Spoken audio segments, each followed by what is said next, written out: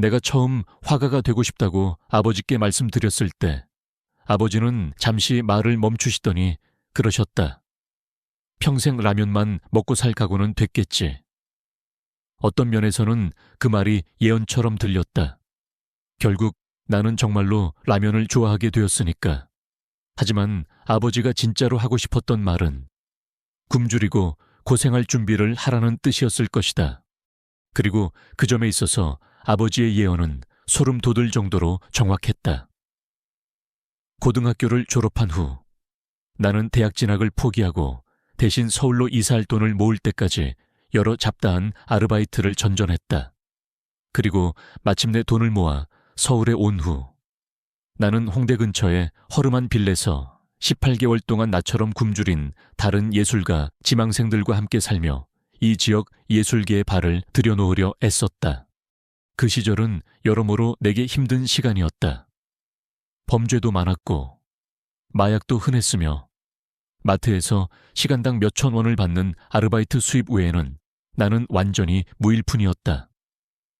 설상가상으로 내가 살던 곳은 문이 닳도록 드나드는 믿을 수 없고 자기중심적인 철부지들로 가득했다. 그들은 엄마 아빠의 돈을 펑펑 쓰며 예술가인 척했지만 실제로는 물감이나 연필보다 대마초나 약을 훨씬 더 많이 샀다. 나는 돈을 벌기 시작해야 했고 더 나은 집을 구해야 한다는 것을 알았다. 이 멍청이들과 1년만 더 살다가는 미쳐버릴 것 같았기 때문이다.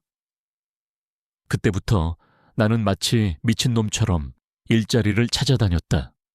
한 달 내내 매일같이 정말 지치는 일이었다. 심신이 완전히 소진되어 간다고 느낄 무렵 나는 모든 것을 포기하고 꼬리를 내린 채 고향으로 돌아갈까 생각하기 시작했다. 나중에 다시 돈을 모아 부산에서 새롭게 시작하는 편이 나을지도 모른다고. 하지만 모든 것이 가장 어둡게만 보이던 바로 그 순간 나는 한 남자를 만났다. 그의 이름은 김현우였다. 우리는 편의점 밖에서 그가 내게 불을 빌려달라고 했을 때 만났다.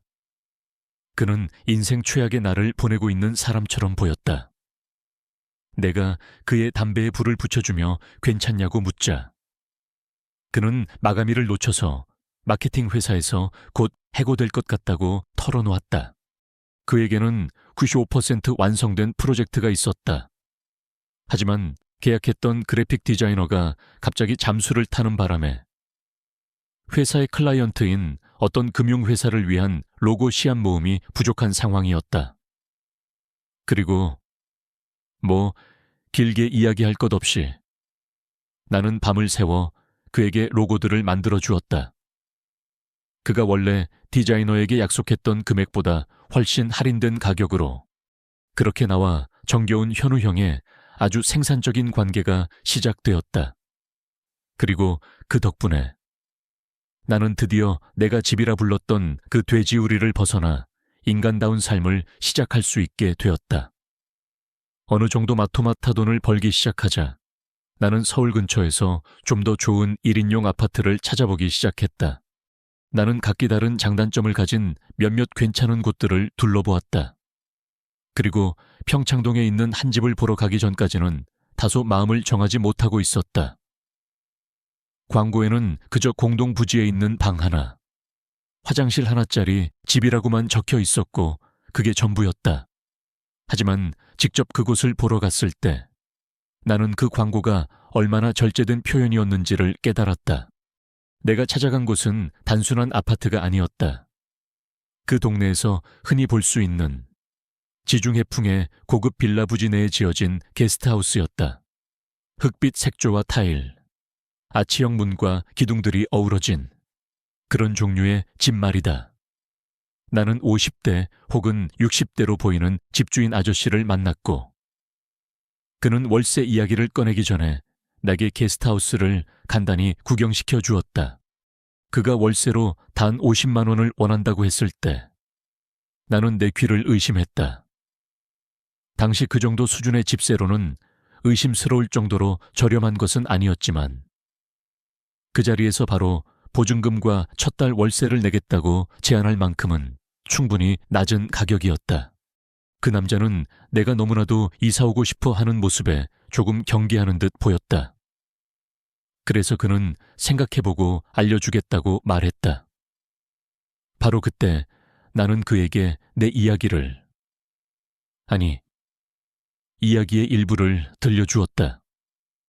내 꿈을 이룰 수 있는 단 한 번의 기회를 잡았는데 지금 같이 사는 야행성 마약 중독자 패거리들 때문에 모든 것을 망치고 싶지 않다고 말했다. 나는 월세를 60만 원으로 그리고 70만 원까지 올려주겠다고 제안했다.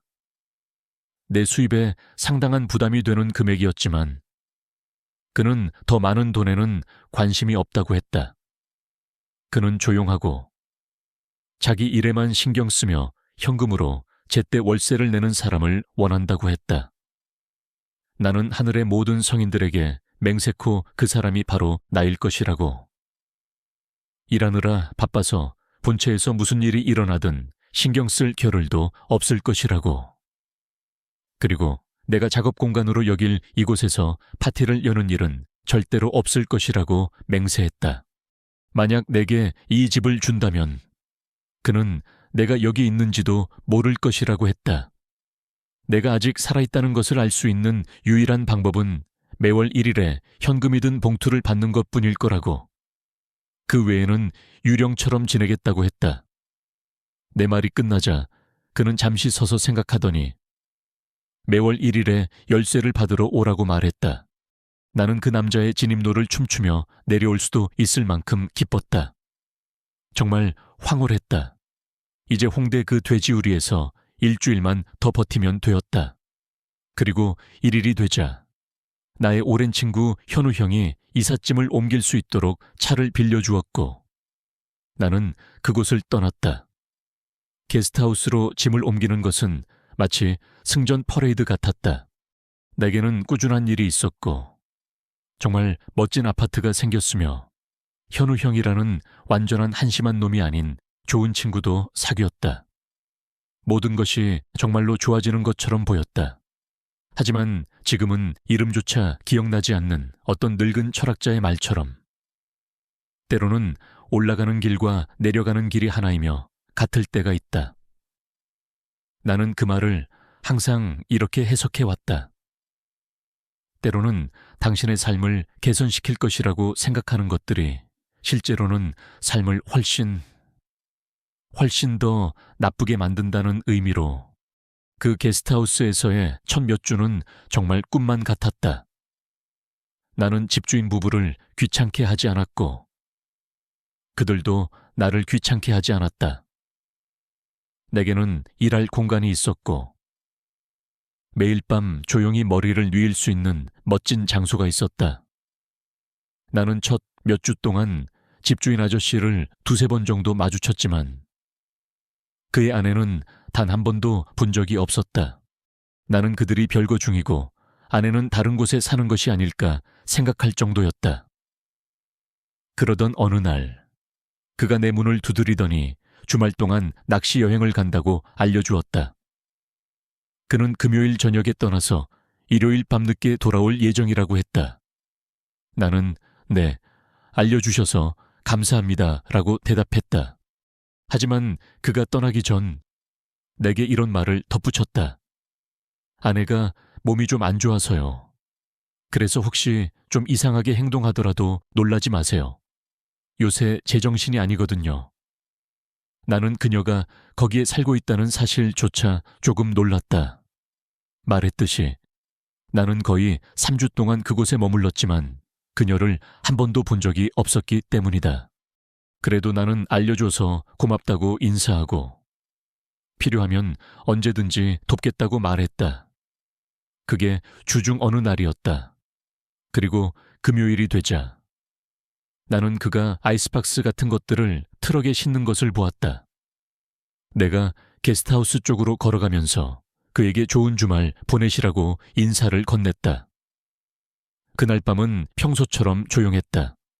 새벽 2시쯤까지 일을 마치고 잠자리에 들 생각이었다. 나는 화장실에 소변을 보러 갔다.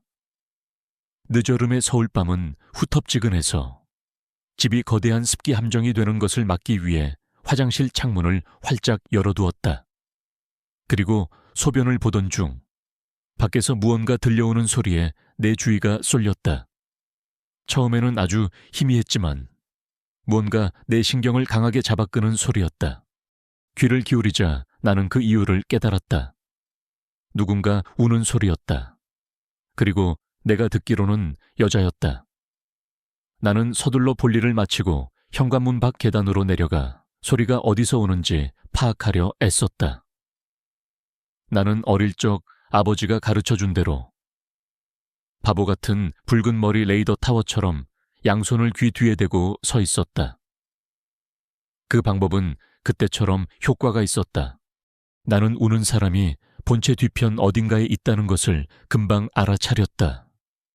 그리고 그 말은 울고 있는 사람이 단 한 사람, 바로 집주인의 아픈 아내일 수밖에 없다는 뜻이었다. 나는 집주인이 사생활을 존중해달라고 했던 말과 그의 아내가 몸이 안 좋다고 미리 말해준 것을 알고 있었다.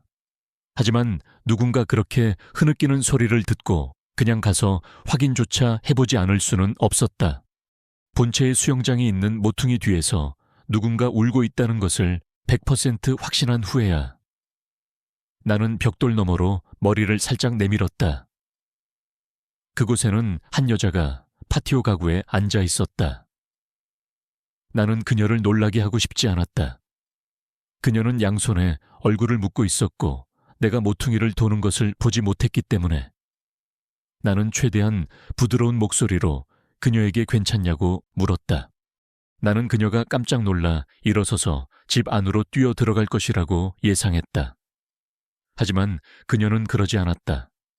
그녀는 그저 그 자리에 앉아 여전히 양손에 얼굴을 묻은 채 계속 흐느꼈다.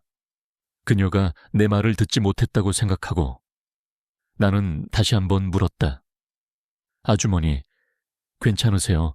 도움이 필요하신가요? 그제야 그녀는 울음을 멈췄다. 하지만 그녀는 내 존재를 인정하는 대신 고개를 돌려 나를 쳐다보기만 했다. 그녀는 눈 위로 흘러내린 몇 가닥의 머리카락 사이로 나를 바라보았지만 한마디도 하지 않았다. 상황이 너무 어색해져서 나는 세 번째로 입을 열었다. 나는 게스트하우스로 이사 온 사람이며 도움이 필요하면 언제든지 자신을 불러도 좋다고 말했다. 나는 적어도 내 말에 중얼거리는 정도의 반응은 있을 것이라고 생각했다. 하지만 다시 한번 그 여자는 그저 나를 멍하니 쳐다볼 뿐이었다. 마치 나를 보고 있는 것이 아니라 나를 꿰뚫어 보고 있는 것 같았다. 나는 그녀에게 다시 필요한 것이 있는지 물었지만 그녀는 대답하는 대신 먼 곳을 마치 다른 차원을 바라보는 것처럼 시선을 돌리고는 내가 아무 말도 하지 않은 것처럼 행동했다. 나는 그녀가 무슨 말을 하려고 준비 중일지도 모른다는 생각에 잠시 기다렸다.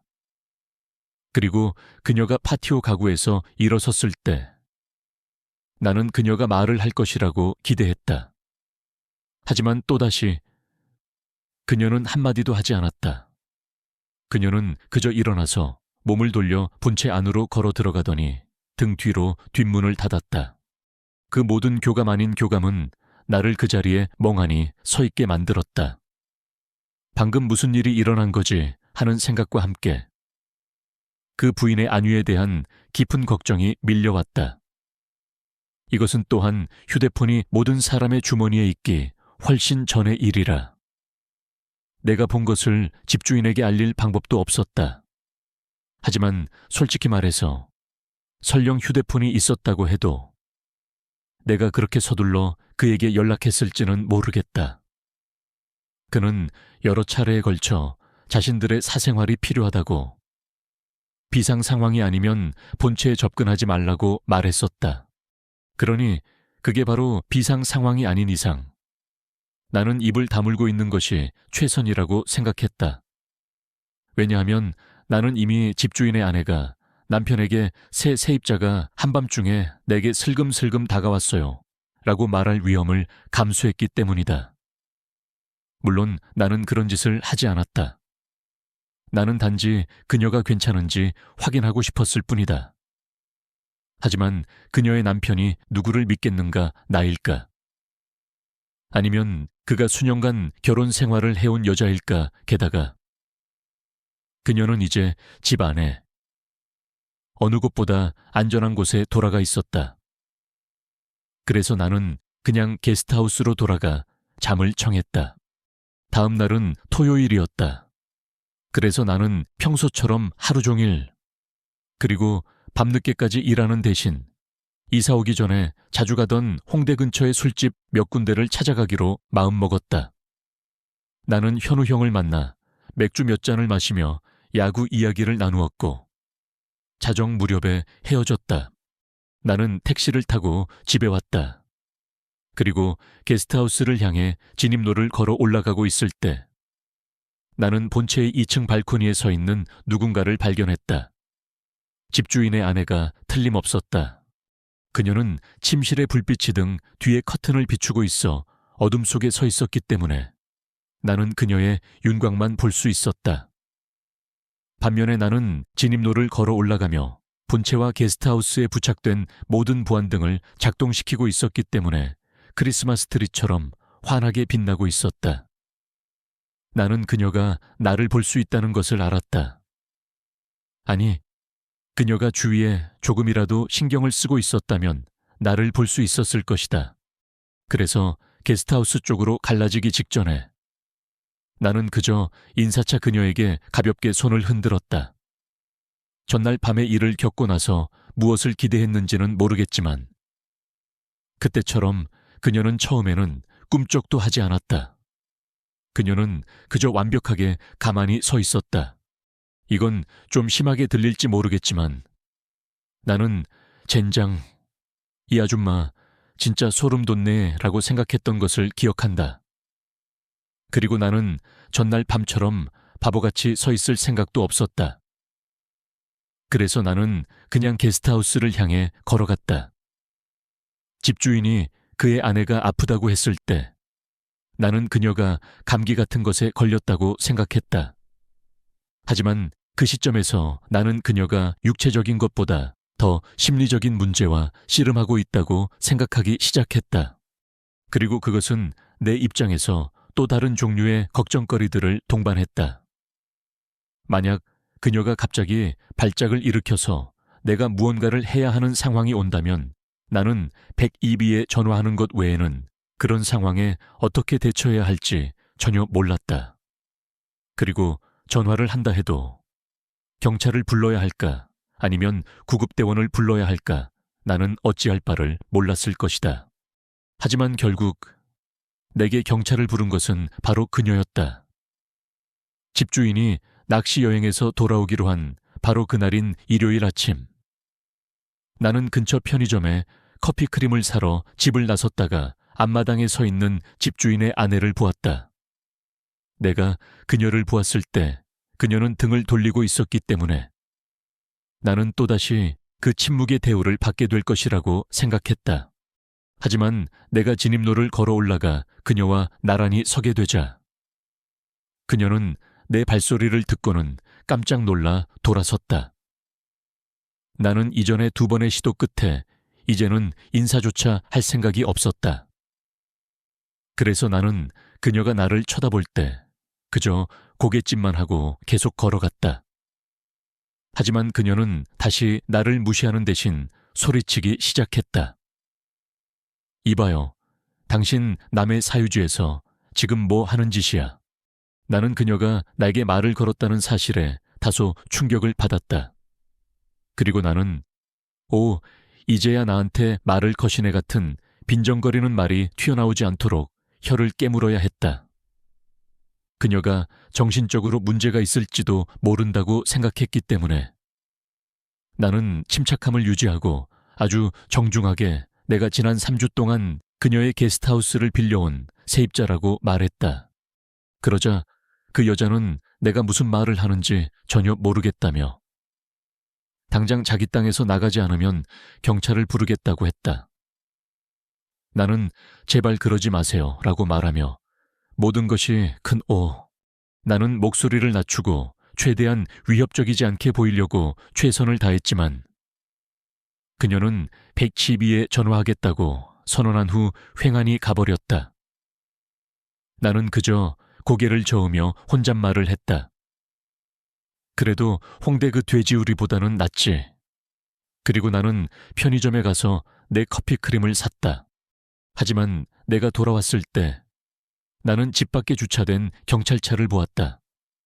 그리고 내가 모퉁이를 돌아 진입로로 들어서자 나는 집주인의 아내가 매우 지루해 보이는 2명의 경찰관에게 화를 내며 손짓하는 것을 보았다. 집주인의 아내는 그들 너머를 보다가 나를 발견했고 갑자기 이렇게 외쳤다. 저기요, 저 사람이에요. 바로 저 사람. 마치 2 경찰관이 달려와서 나를 덮치기라도 할 것처럼 대신 한 경찰관이 내게 다가와 이야기를 나누는 동안 그의 파트너는 그 부인을 진정시키기 위해 그녀와 함께 머물렀다. 나는 경찰관에게 내 이야기를 시작했고 내 주머니에 있는 열쇠로 게스트하우스 문을 어떻게 열 수 있는지 보여주었다. 그 후 나는 테이블 위에 놓아둔 지갑이나 내가 그곳에 사는 사람이라는 것을 확인시켜줄 몇 가지 다른 것들을 보여주었다. 나는 또한 집주인의 아내가 매우 이상하게 행동해왔고 나는 보통 집 근처에는 가지 않기 때문에 그녀를 거의 보지 못했으며 그래서 모든 혼란이 비롯된 것이라고 언급했다.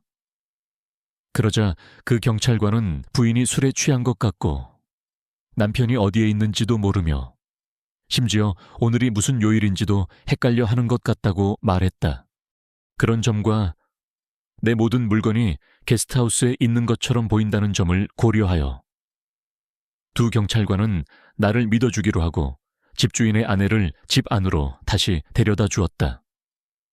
나는 경찰관들에게 내 집주인이 어디에 있는지 그리고 그가 그날 집으로 돌아오기 때문에 그의 아내가 더 이상 혼자 있지 않을 것이라고 설명했다. 그 말은 2 경찰관을 만족시킨 것 같았고 그들은 떠나기 전에 다른 일이 생기면 전화하라고 말했다. 몇 시간 후 내 집주인이 낚시 여행에서 돌아왔고 나는 진입로에서 그를 붙잡아 그의 아내와 있었던 일을 이야기했다. 나는 내가 집에 접근했다는 말은 하지 않았지만 그녀가 우는 소리를 들었고 그녀가 내게 경찰을 부른 일에 대해 모두 이야기했다. 그는 내가 경찰을 언급하기 전까지는 별다른 반응을 보이지 않았다. 마치 내가 2 경찰관이 나타나서 게스트하우스를 둘러보았다고 말하기 전까지는 그것이 단지 사소한 문제인 것처럼 행동했다. 그때, 오직 그때에만 그는 이것이 우선순위인 것처럼 행동했고 다시는 그런 일이 일어나지 않도록 하겠다고 약속한 후 아마도 아내와 대질하기 위해 횡하니 가버렸다. 오해하지 마시라. 나는 그가 이 모든 상황에서 내 편을 들어주는 것 같아 기뻤다. 그의 아내와의 어색한 만남은 그렇다 쳐도 그녀가 나를 체포하려고 한 것은 전혀 다른 문제였기 때문이다. 하지만 그렇다 하더라도 내가 경찰이 나타났다고 말했을 때 그가 보인 반응에는 무언가 정말 마음에 걸리는 것이 있었다. 그는 마치 아내의 행동이 일상적인 일인 것처럼 행동했다. 즉, 그는 단지 가볍게 실망한 것처럼 보였다. 하지만 내가 경찰을 언급하자 그의 귀는 쫑긋 세워졌고 표정이 완전히 바뀌었다. 나는 그가 아마도 아내의 갑작스러운 분노 표출 같은 것에 익숙해졌을 것이고 경찰이 불린 것이 불필요한 상황 악화를 의미한다고 생각했을 것이라고 이해한다. 하지만 내게는 그가 경찰이 자신의 집 주변을 둘러보는 것에 대해 그렇게 긴장하는 것이 다소 수상해 보였다. 비록 그것이 내가 빌린 곳이고 그의 실제 집은 아니었지만 말이다. 그리고 말할 필요도 없이 일은 거기서 끝나지 않았다. 내가 그 게스트하우스 아파트에 머문 지 약 3개월이 지났을 때 현우 형이 나를 데리러 아파트로 왔다. 우리는 야구 경기 티켓이 있었고 나는 거의 영원히 스포츠를 사랑해왔기 때문에 가는 것이 정말 신이 났다. 나는 현우 형의 조수석에 뛰어들며 말했다. 형, 잘 지냈어. 하지만 현우 형은 마치 유령이라도 본 듯한 표정이었다. 내가 도대체 무슨 일이야? 라고 말하자 그는 질문에 질문으로 답했다. 너 저기서 살아. 그는 게스트하우스와 본체, 그러니까 그 부지 전체를 말하고 있었다.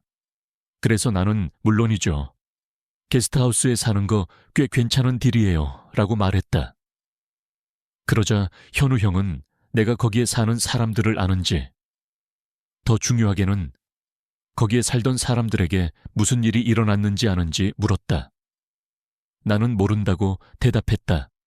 현우 형은 한숨을 쉬었고 우리는 야구장을 향해 차를 몰았다. 그리고 그는 가는 길에 내게 그 이야기를 들려주었다. 내가 서울로 이사 오기 약 5년 전, 그 부유한 제약회사 임원의 딸과 관련된 세간의 이목을 끄는 실종 사건이 있었다. 어느 날 그녀는 부모님에게 동네 공원에 산책하러 간다고 말하고는 다시는 집에 돌아오지 않았다. 경찰은 모든 친구들의 집을 수소문한 후 다음 날 신고를 받았지만 그날 공원 근처에서 그녀를 본 목격자를 단 한 명도 찾을 수 없었다. 그녀는 마치 허공으로 사라진 것 같았다. 소녀의 상심한 부모는 지역 뉴스를 위해 집 밖에서 여러 차례 기자회견을 열었다. 각 기자회견에서 그들은 누군가는 분명 딸이 어디에 있는지, 그녀가 사라진 날 무슨 일이 있었는지 알 것이라며 어떤 정보라도 좋으니 제보해달라고 애원했다. 현우 형은 이 동네 토박이었고 그 뉴스를 여러 번 봤다고 했다. 당시 고등학교 졸업반이었던 그는 실종된 소녀가 자신들과 정확히 같은 또래였기 때문에 그와 그의 학교 친구들에게 깊은 영향을 미쳤다고 했다. 그래서 그날 오후 그가 집 밖에 차를 세우고 창밖을 내다보았을 때 그는 어딘가에서 그 집을 본 적이 있다는 것을 알았다. 그는 단지 어디였는지 생각할 수 없었을 뿐이다. 그리고 내가 조수석에 올라탔을 때쯤 그는 그것을 어디서 봤는지 기억해냈다. 그것은 바로 그 기자회견 속의 집이었다. 실종된 고등학생 소녀는 바로 내 집주인의 딸이었던 것이다. 상상할 수 있겠지만 그 모든 것을 알게 된 순간 우리의 야구 경기에는 어두운 구름이 드리워졌다. 우리는 경기 내내 실종된 소녀와 내 집주인의 아내에 대해 이야기했고 그 모든 것이 내게 얼마나 끔찍하고 갑작스럽게 이해가 되었는지에 대해 이야기했다. 그 아내는 미친 것이 아니었다. 물론 그녀는 미쳐가고 있었을지도 모르지만 그 모든 울음과 밤에 발코니에 서서 허공을 응시하는 행동은 그녀가 그저 슬픔에 잠겨 부서져 버렸기 때문이었다. 그리고 그녀가 행동하는 방식으로 보아 그녀는 아마도 술이든 약이든 혹은 그녀가 사용하고 있는 그 무엇이든 간에 그 병의 밑바닥에 갇혀 있을 터였다. 현우 형은 그 소녀가 결국 발견되지 않았다고 말했다. 하지만 5년이라는 긴 시간이 흐르고 그녀가 어디로 갔는지에 대한 단 하나의 단서도 없자 거의 모든 사람들이 그녀가 살해당했다고 추정했다. 모두가 그녀가 단지 집을 나갔고 언젠가 늦었지만 행복한 결말을 위해 나타나기를 바랐다. 하지만 마음속 깊은 곳에서는 모두가 다른 것을 의심했다. 그 소녀에게 끔찍한 일이 일어났고 그녀는 결코 집에 돌아오지 않을 것이라고 나는 집주인과 그의 아내에게 끔찍한 미안함을 느꼈고 내가 그녀를 그저 이상한 늙은 괴짜 취급하지 않도록 더 일찍 알았더라면 좋았을 것이라고 생각했다. 하지만 겉모습은 그들이 말하듯이 매우 기만적일 수 있다. 그들의 실종된 딸에 대한 모든 것을 알게 된 지 몇 주 후 나는 샤워기 수압이 낮은 것을 발견했다. 그리고 마침 월세 내는 날과 겹쳤기 때문에 나는 집으로 걸어가서 월세 봉투를 전달하고 동시에 집주인에게 수압 문제를 알리기로 마음먹었다. 그래서 나는 월세 봉투를 들고 그곳으로 걸어갔다. 하지만 내가 막 그들의 초인종을 누르려고 할 때 나는 집주인이 아내와 무언가에 대해 언쟁을 벌이는 소리를 들었고 그들은 서로에게 소리를 지르고 있었다. 나는 남편이 아내가 항상 자기 연민에 빠져 있다고 소리치는 것을 들었고 그는 몇 초 동안 그렇게 소리쳤다. 그러다 아내가 이렇게 소리치는 것을 들었다. 당신이 한 짓만 아니었어도 내가 이렇게 되진 않았을 거예요. 내 집주인은 이렇게 응수했다. 내가 한 짓이라고 애초에 우리를 이 지경으로 만든 게 당신이라는 걸 잊었어. 그리고 바로 그 순간 나는 좋아. 이건 정말 들으면 안 되는 내용이야 라고 생각했다. 나는 내 아파트로 돌아가서 월세 봉투 뒷면에 수압 문제에 대해 메모를 적은 다음 다시 문으로 가서 그 밑으로 밀어 넣었다. 내가 그렇게 했을 때 더 이상 소리치는 소리는 들리지 않았다. 그래서 나는 그들이 싸움을 끝냈다고 생각하고 평소처럼 내 하루를 보냈다. 그 직후 나는 현우 형에게 새 집을 찾아볼까 생각 중이라고 언급했다. 그는 전혀 놀랍지 않다며 자신이라면 애초에 어려운 결정도 아니었을 것이라고 말했다. 하지만 그가 그렇게 말하기는 정말 쉬웠다. 왜냐하면 그는 이 상황의 현실을 감당할 필요가 없었기 때문이다. 나는 내 집주인이 게스트하우스를 임대하는 유일한 이유가 돈이 필요하기 때문이고 도시의 대부분 사람들이 그들이 겪은 비극을 알고 있었기 때문에 내 무지한 엉덩이가 그들의 진입로에 나타나 와, 여기 정말 멋진 곳이네요 라고 말하기 전까지는 공실을 채우는데 애를 먹었을 것이라고 생각했다. 만약 내가 그냥 그들을 버리고 떠난다면 그들이 어떤 종류의 재정적 어려움에 처하게 될지 신만이 알 것이다. 나는 그것이 단지 한 달에 몇십만 원에 불과하다는 것을 알지만 그들은 나이가 많은 사람들이었고 때로는 그런 돈이 은퇴 생활이나 아픈 아내를 돌봐야 할 때 모든 차이를 만든다. 나는 그렇게 그들을 떠나는 것이 정말 쓰레기처럼 느껴질 것을 알았다. 하지만 동시에 내가 그들과 얼마나 더 오래 살 수 있을지 확신할 수 없었다. 마치 그날 오후 경기장에서 나를 따라 집으로 돌아온 바로 그 어두운 구름이 집 위에 드리워져 있는 것 같았다. 그리고 비율을 잠시 바꿔도 된다면 시한폭탄 같은 요소도 있었다. 그 부인이 슬픔을 이겨내기 위해 무엇을 복용하고 있든 간에 그녀는 너무 많이 복용하거나 충분히 복용하지 않고 있었다. 그리고 그들이 서로 싸우는 방식으로 보아 무언가 일이 터지는 것은 시간 문제라고 생각했다. 나는 그 무언가가 무엇일지는 전혀 몰랐지만 그것이 오고 있다는 것을 알았다. 그리고 그것이 터졌을 때 나는 정말이지 그 자리에 있고 싶지 않았다. 그렇게 또 몇 주가 흘렀고 어느덧 10월 말 할로윈이 다가오고 있었다. 그동안 집은 조용했다. 나는 다시 그 부인을 보지 못하게 되었고 사실 다른 곳으로 이사할 집을 찾아본 것이 조금 성급했다고 생각하기 시작했다. 그곳에도 단점은 있었지만 다른 모든 곳도 마찬가지였다. 그리고 나는 그들의 슬픔, 그들이 짊어져야 할 십자가를 내 문제로 만든 것에 대해 일종의 죄책감을 느꼈다.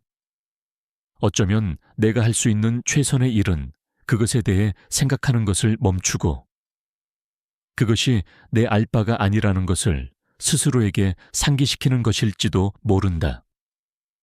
그리고 그 방법은 그것이 내 일이 되기 전까지는 아주 잘 통했다.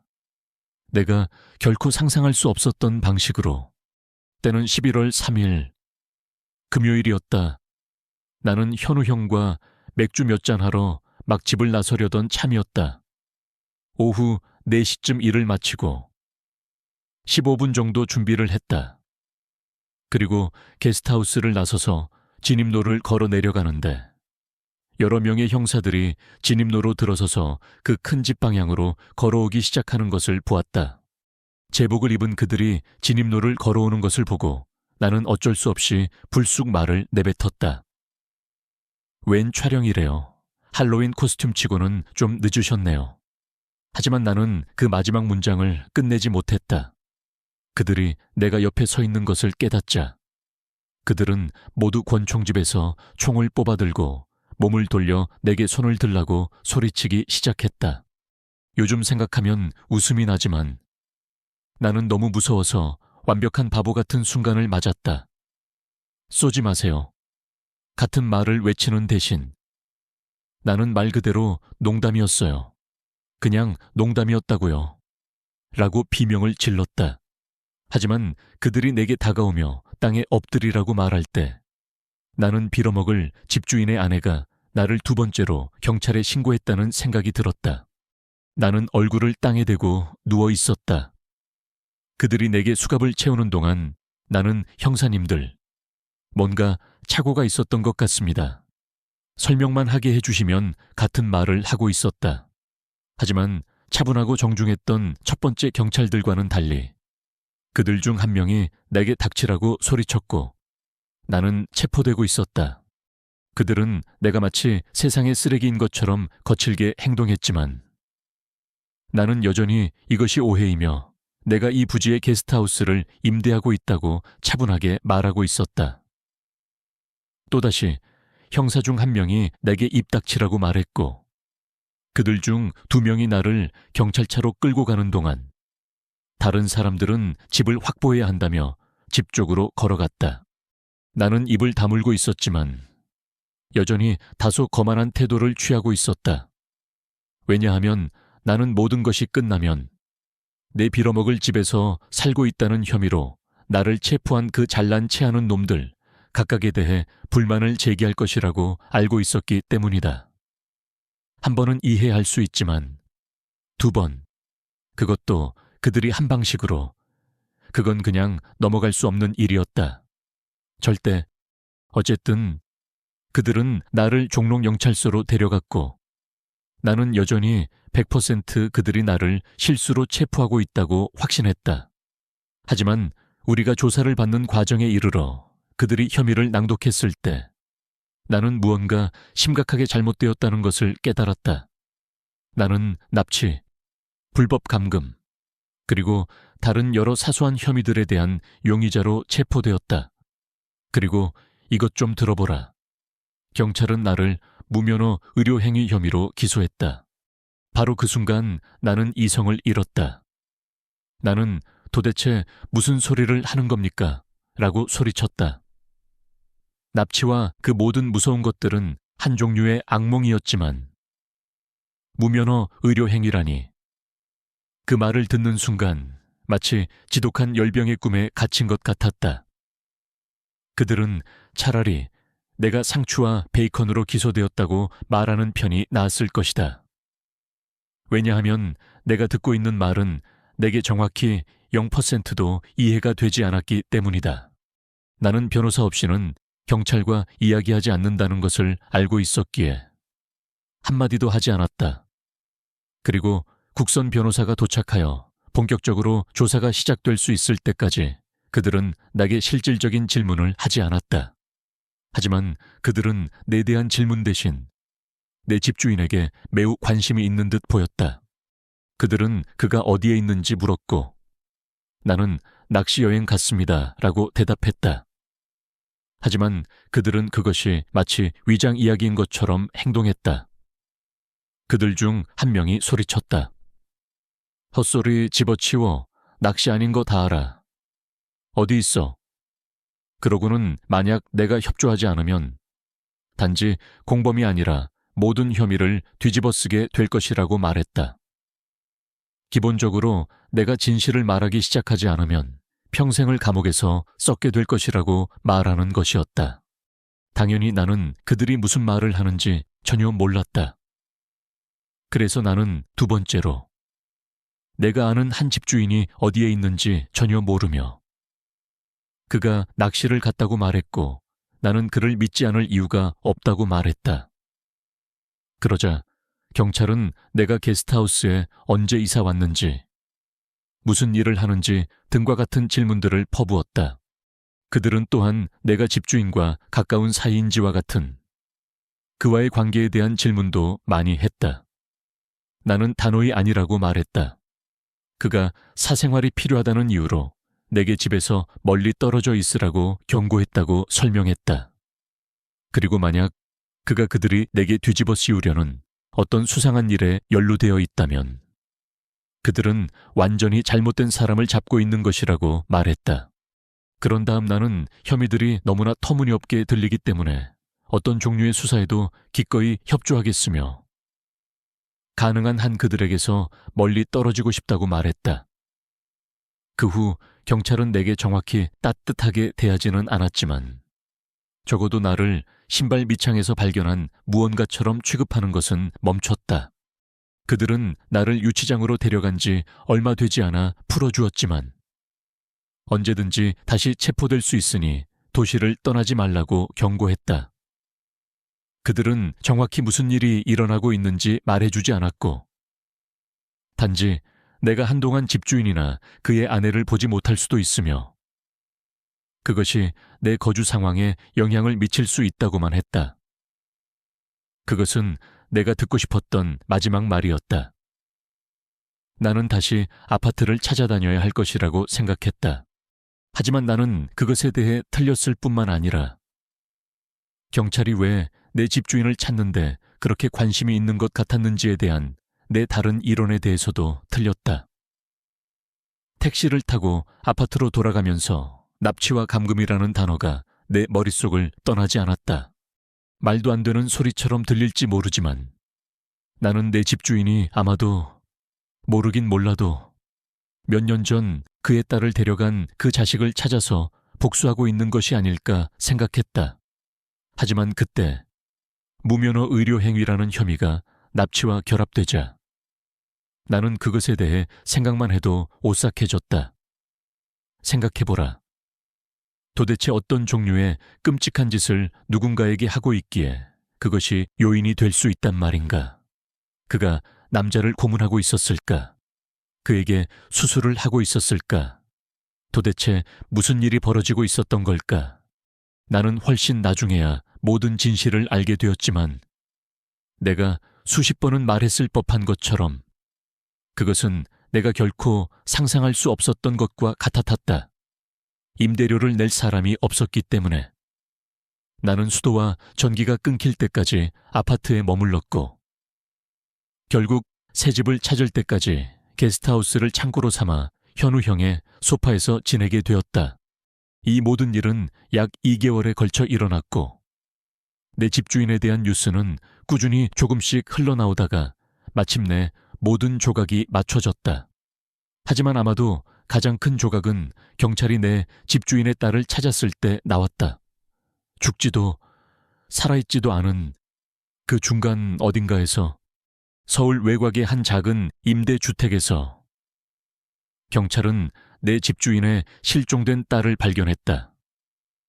그녀는 쇠약해져 있었고 생명유지 장치에 의존한 채 침대에 누워 있었으며 지난 5년 동안 깊은 혼수 상태에 빠져 있었던 것으로 보였다. 내 집주인은 딸이 어떤 종류의 심각한 머리 외상을 입은 후 그녀를 계속 살려두고 있었다. 그리고 그는 의료 산업계의 인맥을 통해 얻은 것으로 보이는 신비하지만 분명히 잘 갖춰진 기증자로부터 얻은 의료 장비를 사용하여 그렇게 해왔다. 하지만 그렇다면 왜 그녀에게 적절한 치료를 받게 하기 위해 병원에 데려가지 않았을까? 왜 그녀를 언덕 위 바퀴벌레가 들끓는 아파트에서 서서히 썩어가도록 내버려 두었을까? 애초에 그 치명적인 머리 상처를 입힌 것이 바로 내 집주인의 아내였기 때문이다.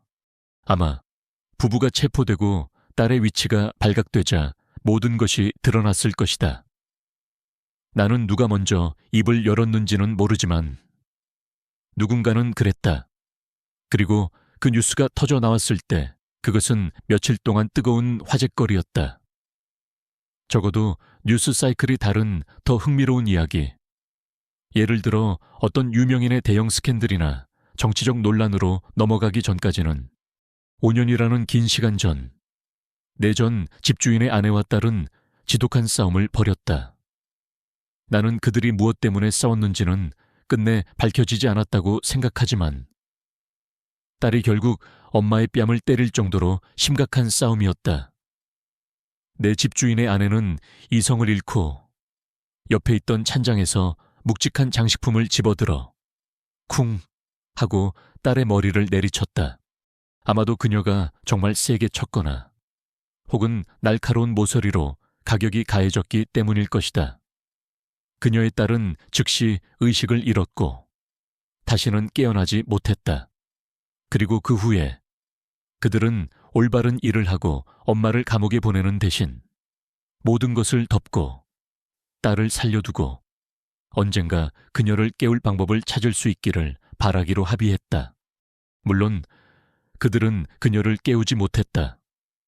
그리고 길고 여러 기관이 합동한 수사 끝에 내 집주인은 잠복하던 형사들에게 꼬리가 잡혀 그의 딸이 침대에 누워있는 비밀 아파트까지 미행당했다. 나는 그런 사람들과 한 공간을 공유하며 지냈다는 사실을 믿을 수가 없었고 내가 보고 들었던 모든 것을 합리화하여 실제로 그들을 동정하기까지 했다는 사실에 몸서리쳤다. 그들이 한 짓은 끔찍하고 악한 일이었다. 하지만 그들은 뒤틀린 사랑과 가족을 지키려는 마음에서 그 짓을 저질렀다. 그리고 그것이 내가 이 모든 엉망진창인 상황에서 가장 잊히지 않는 부분이다. 나는 그들이 나쁜 사람들이었다고 생각하지 않는다. 하지만 그들은 끔찍하고 끔찍한 일을 저질렀다. 둘 다. 만약 평범한 일상적인 사람들이 그런 짓을 할 수 있다면 내게 세상은 훨씬 더 어둡고 무서운 곳처럼 느껴진다. 그 사건 이후 나는 한동안 누구도 쉽게 믿지 못했다. 현우 형의 소파에서 나와 새로운 원룸을 구한 뒤에도 나는 종종 밤에 잠에서 깨어 평창동 그 집의 고요함을 떠올렸다. 그 고요함 속에 숨겨져 있던 비명과 슬픔, 그리고 끔찍한 비밀을 나의 예술가로서의 삶은 계속되었다. 현우 형 덕분에 일은 끊이지 않았고 나는 더 이상 라면만 먹고 살지 않아도 되었다. 하지만 내 그림은 변했다. 예전의 밝고 희망적인 색채는 사라지고 그 자리에는 어둡고 깊이를 알 수 없는 그림자들이 드리워졌다. 사람들은 내 그림이 더 깊어졌다고, 더 성숙해졌다고 말했다. 어쩌면 그럴지도 모른다. 나는 그저 내가 엿보았던 인간 본성의 심연을 캔버스 위에 옮겨놓고 있을 뿐이었다. 그 누구도 상상하지 못할 가장 평범한 얼굴 뒤에 숨겨진 그 어두운 심연을 말이다.